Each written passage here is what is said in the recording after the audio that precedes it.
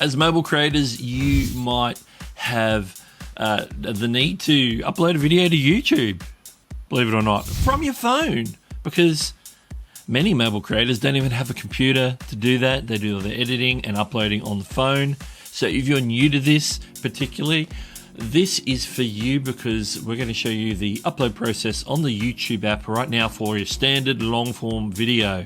All right, here we go. Let's jump on over.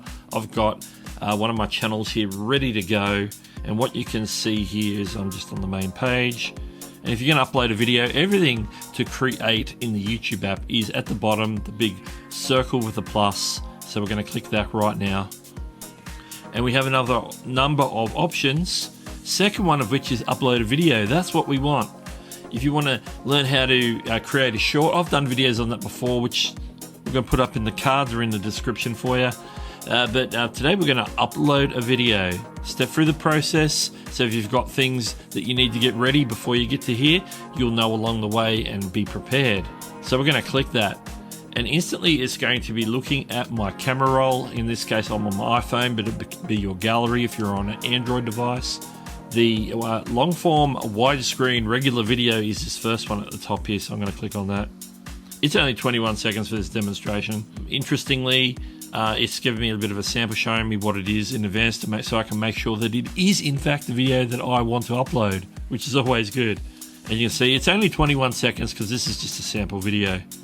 Interestingly, it's allowing me to edit into a short right from here, even before I've uploaded it, which is an interesting feature that I did not know existed until this point in time. But we're going to click next because we want this video. So it's saying, okay, you want to upload this video to your channel, then you need to go ahead and fill out some of this information. The first piece of which is the title. It says create a title, type @ to mention a channel.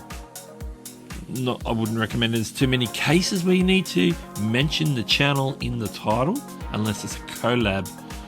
So we're going to call this, first you can add a whole description, so all your description there. Little tip, if you've got a template for a description, you can use something like Notes in iOS or some other app where you can keep a template for your description saved, and then you can just highlight, copy and paste between apps along the way and put that in. I'm going to pretend that I've put a description in here. Hit the back arrow button to get back out, but you can see in the description, it has my description. Visibility is, of course, whether you're going to make it public instantly, you're going to upload it as unlisted, as a private video, or to schedule a time for release. Now, I reckon you're probably going to do a number of these. If it's ready to go and you just want to schedule it for like tomorrow or next week, then schedule's the way to go. If you want to do some stuff to it and then release it a bit later, maybe unlist or private would be fine. Very rarely do you want to go public straight away unless you're like in a hurry, but you're not giving it any time for processing. So I advise public is probably your last choice. In my choice, I'm just going to go unlisted for today.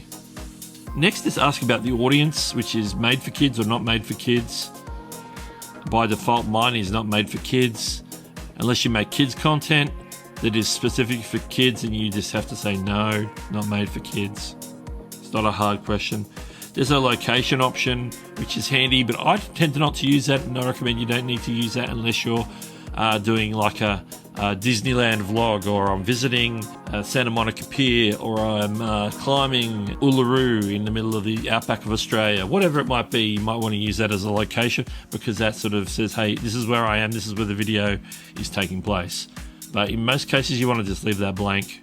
And then the option to add the playlist, so I can add it to one of my existing playlists on the channel, so I can scroll through and select that. You can go back and add those later if you want to, which is what I'm going to do in this case. And then you've got the upload button, so we're going to click that, and this is where you're going to find that it's going to start uploading. Now, initially when you look at the screen, it doesn't seem like anything's happening, but the best way to find out what's happening with the status of the upload is to go to the library tab and go to your videos. And because it was only 22 seconds, it was very quick to upload. It says it's already uploaded, but you can see it's here, right here, unlisted of course. And it's called Me Talking because this is a demo video. Now, if you forgot to add something in the in that main setup process, like anything really, you can come in here and do this. I would probably use the general edit button first of all, which is going to give you access to the same sorts of things that you had before. But at this time, you can see at the top here, I can actually give it a thumbnail.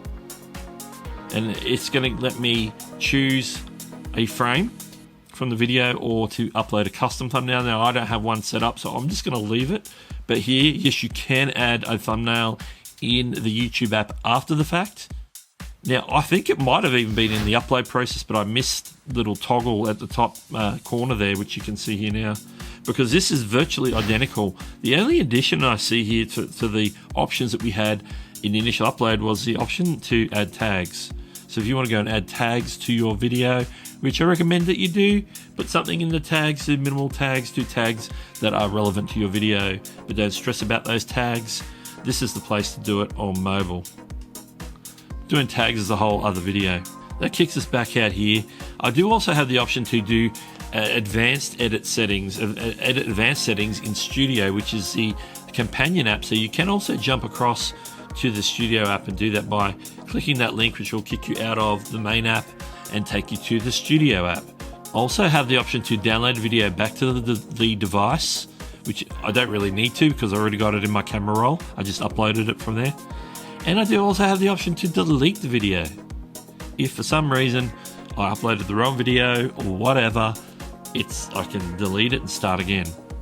One thing you might want to do is make some tweaks and changes in the edit section, and then once you're done, you can simply go in and make it public, or you can go in and schedule the time like we were talking about before. But once you know that it's ready to go, you've got your thumbnail, you've got the title right, you've got your description done, all the other things that you need to do, whether it's here on this app or in the Studio dashboard app, then you can schedule it or let it go public.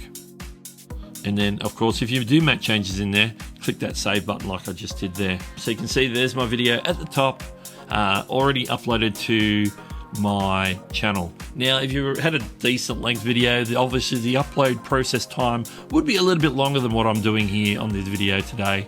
If you have a suggestion for a mobile related content for YouTube, make sure you drop that in the comments below, because I'm always looking for ideas for the Doug Hewson YouTube mobile only channel, which is this one here you're watching now.